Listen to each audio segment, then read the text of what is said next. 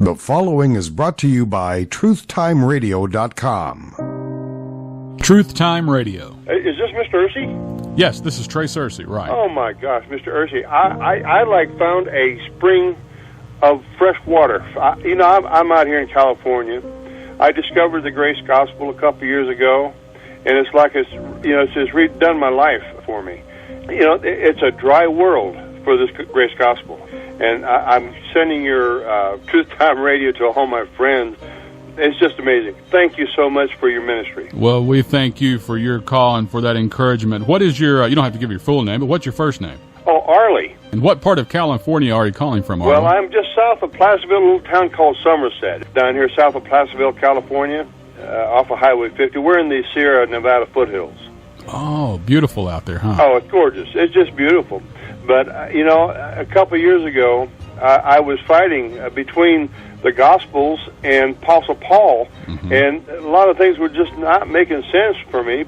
And then I discovered you, and you've got a great ministry. I just wish some way I could take and transport you on a transporter and bring you out here to California, set you right in the middle of California, because California needs your ministry so bad. Well, I just wish you could try to find some radio stations out here in California, affiliates that would carry your broadcast. And I would greatly appreciate that. And I've been starved to death. I've been starving to death out here in California. I've got pastors, here in the churches I've gone to, and I'm trying to tell them that there's something different about Paul's gospel. But they continue to blend it to make a hybrid gospel. It's been driving me nuts. That's right. It's a hybrid gospel. You're so correct. And what they have to do is they have to, in order to not see the distinction of the Pauline ministry, you have to change what the Bible actually says. I know. When I've tried to point these things out, they get upset at me. I've got a hold of you. I'm not letting you go. I got you all over my computer. I'm sending out your YouTube list to people I know and your website. Just thank you. I hope you can expand it, and whatever you're doing to get this Grace Gospel out, I would love to see a Bible church develop out here in our area, because it's like a desert out here, I'm telling you.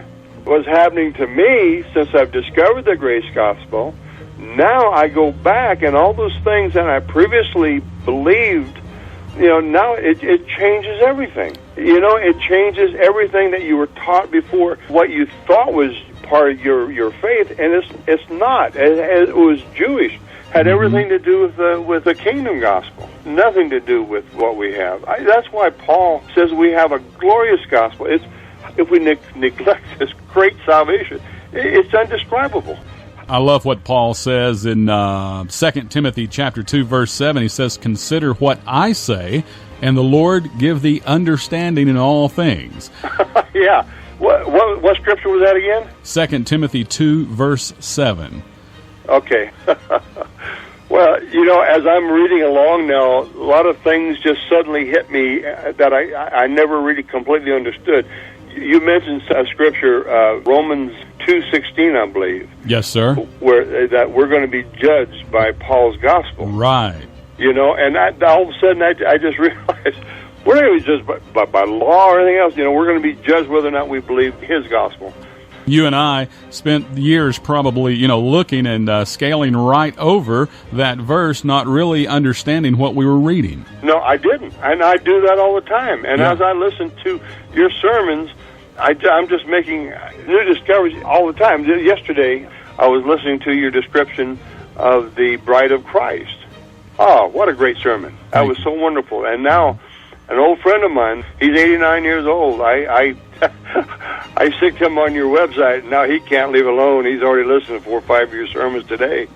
But anyway, we're going to have a discussion about this, about the bride of Christ, the way you presented it.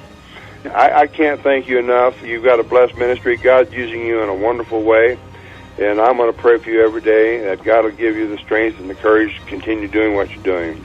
I'm going to be listening for the rest of your sermons. I've got a whole bunch more to go through. Fantastic. It was certainly my pleasure. Now, this number that you called me on, you feel free to call me at this number anytime, Arlie.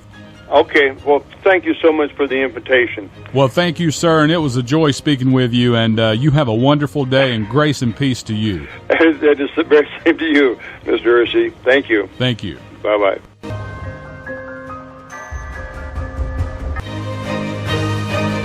For more answers to Bible questions, stop by truthtimeradio.com.